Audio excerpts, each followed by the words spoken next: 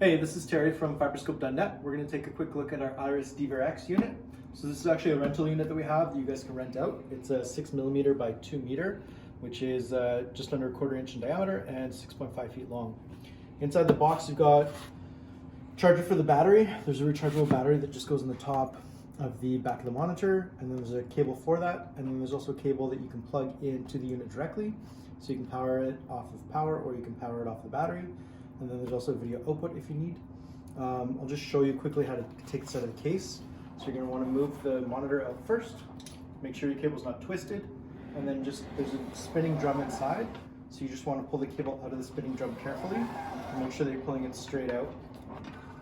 Same thing when you put it back in, you just want to feed it in and then slowly spin it around so that it coils up inside the cable smoothly. You don't want your cable to be twisted or turned around, because that could impact it in the long term. When you turn the unit on, there's just a power button in the top right. So you turn that on, and then on the back of the unit, there's a power or a button for the light. So you can use that to turn on the LED light illumination as well. And then you can control the brightness of the LED with the buttons on the monitor. So as you'll see, once it boots up, you've got your live image on the screen.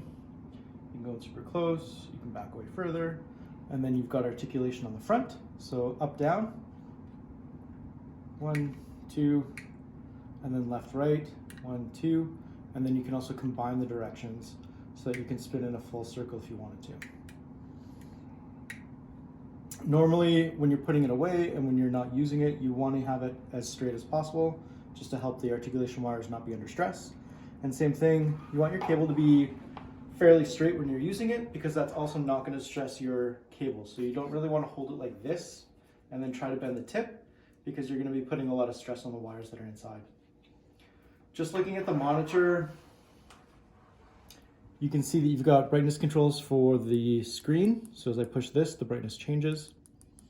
You can also go in here and change your image control settings. So if you click OK, you can change the brightness, you can change the contrast, the color, the zoom, all of that through there.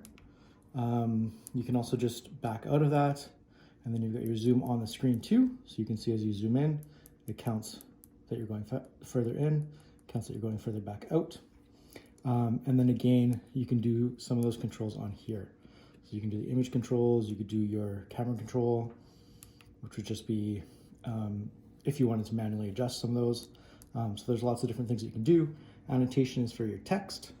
And then you've also got some capabilities like comparative measurement and stuff like that as well.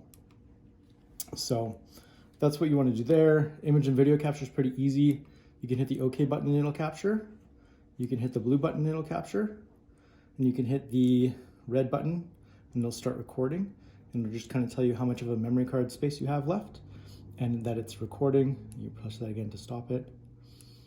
So you can do that, or for the capture button, if you long press this, it'll capture a picture, but you can also have it set up where it'll pop up an annotation page, so you can actually make text for your image and then push the red button to capture the text as well as the picture.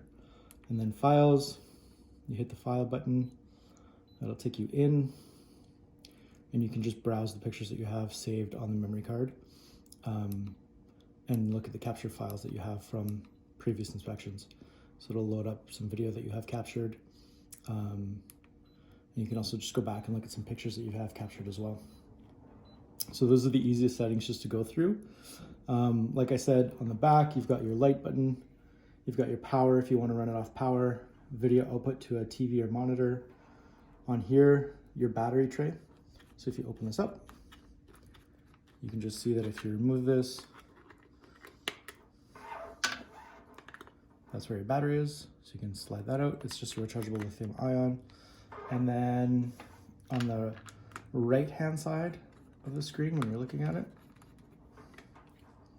this is where your memory card is. So that's your memory card. You can either have a couple of them or just use one of them all the time.